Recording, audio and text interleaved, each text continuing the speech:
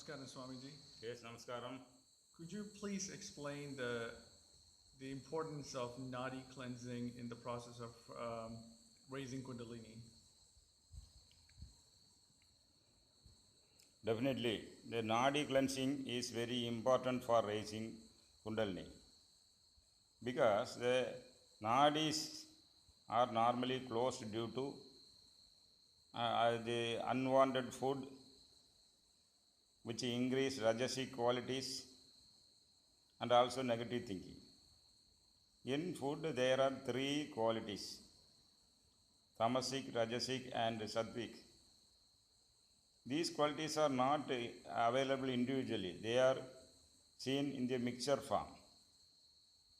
Tamasil Tamas, Tamasil Rajas, Tamasil Sattvam, Sattvatil Tamas, Sattvatil Rajasil Tamas, Rajasil Rajas, Rajasil Sattvam, Sattvatil Tamas, Sattvatil Rajas, Sattvatil Sattva. The Sattvatil Sattva is needed for Kundalini rising. Then only all the nadis will be cleansed. This sattvic food which promotes sattva guna is called sattvic food. Normally this food contains these vegetables, leaves, etc. So the impurities in the nadis will be removed by this food, and negative thinking should also be removed. Negative thinking also blocks your nadis. So positive affirmations should be given to clear the negative thinking. And moreover, not only food, you have to do some this pranayama like nadi sodhana to open up the nadis.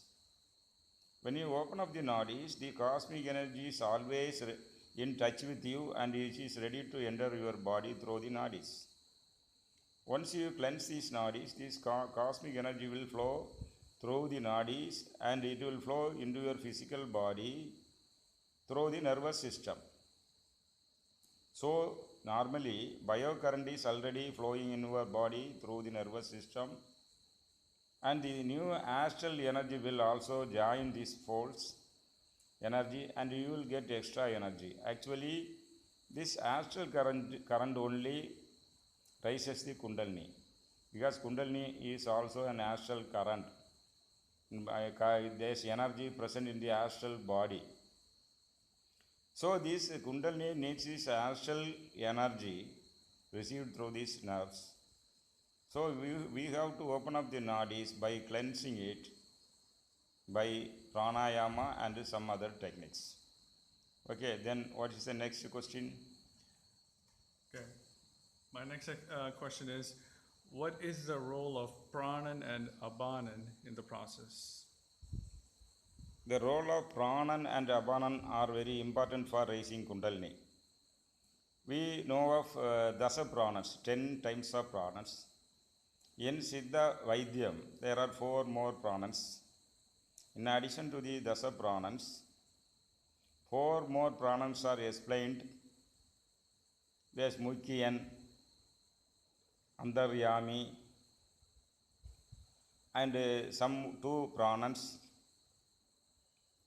These Vairavan, Pravanchana, these are the 4 extra pranas available in Siddha literature. The Dasa pranas should cooperate for raising Kundalini. Actually, one of the these pranans, that is Dhananjayan, this is the assistant pranan of Samanan, he is in the form of Kundalini. In order to raise this, pranan and abanan should cooperate. Normally, pranan works upward and abanan works downwards. These 2 pranans should be equal in strength and they should meet in Abhi. This is one of the conditions for raising Kundalini. If your pranan is weak and abanan is more powerful, and if you raise this Kundalini, it will go downward.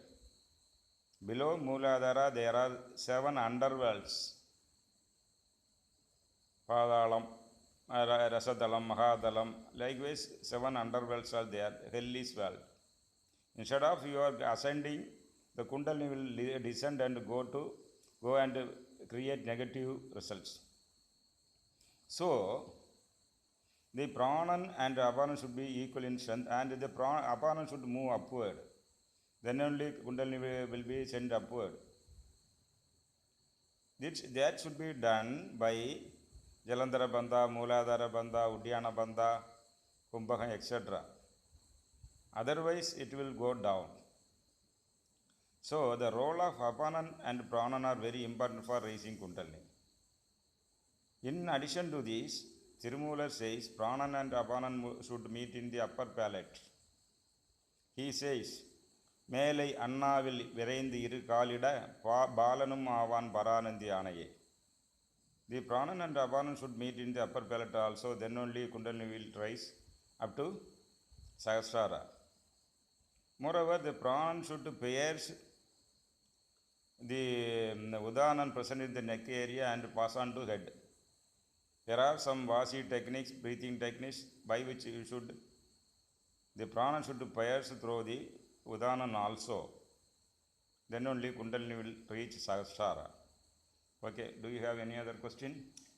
Yeah, my next question is whether karma plays any role in the process. Karma also plays an important role in raising Kundalini. If you are having a good stock of bad karmas, even good karmas are also binding. Bad karmas are chains made of iron, and good karmas are chain made of gold. Both are chains only and binding you.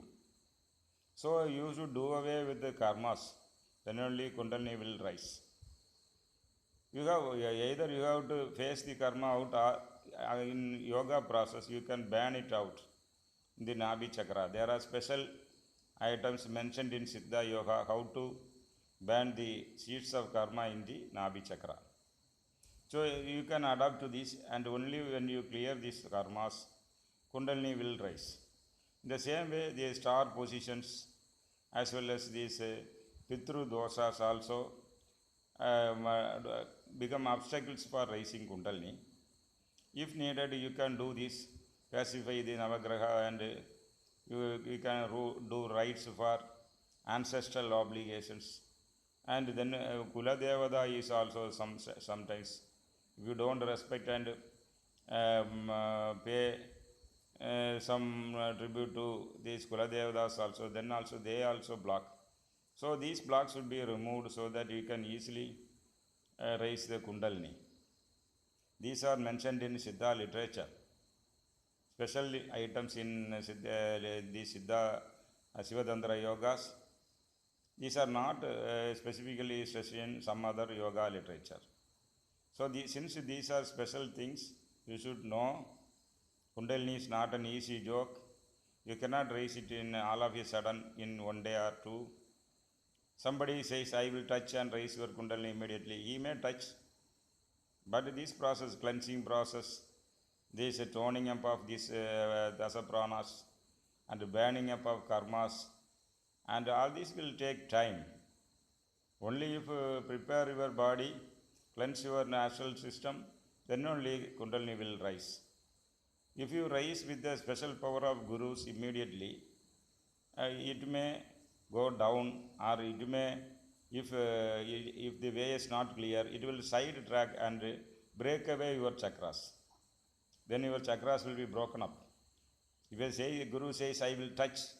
So I see in YouTube when a Guru touches and the student is just jumping like a bad got an accident. That is unnatural. He is jumping because Kundalini is not finding its way up.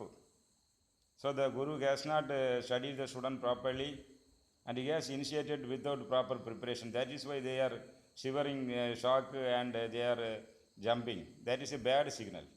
People don't know. They are appreciating, oh, his student is jumping. When the Guru doesn't know, he has not studied, the student is ripe for Kundalini rising. That's a negative action. People wrongly think it's a better signal. So all these things count. You have to prepare yourself for raising Kundalini. It may take time, and only patiently you have to raise the Kundalini.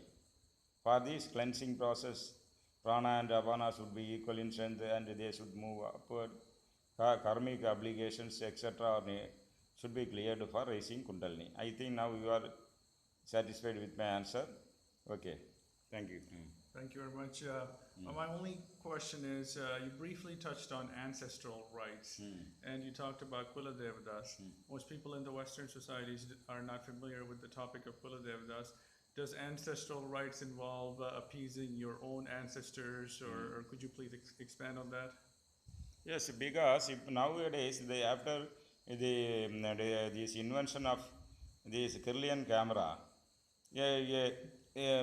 we can see on Amavasya date, Adi Amavasya, or particular dates, Hindus throng to certain points and do ancestral rites, where it is seen lot of these ancestors come down and receive this, and they are pacified this by this. So nowadays, even most of the people, not only Hindus, even others are doing ancestral rites, getting relief from so many problems. Ancestral rites is a block not only for spiritual right, it blocks different ways of life, and when you clear it, you get a clearance in your business, in your family affairs, all these things. Now it is getting momentum all over the world. In Malaysia, Singapore, Sri Lanka, and European countries where Tamil people are there, and following them, even foreigners are doing this nowadays. They understand this and they do that. So if you do that, it is better. Okay? That's all the questions I have. Thank you very much, Swami. That's a very good explanation. Thank you. Okay, thank you.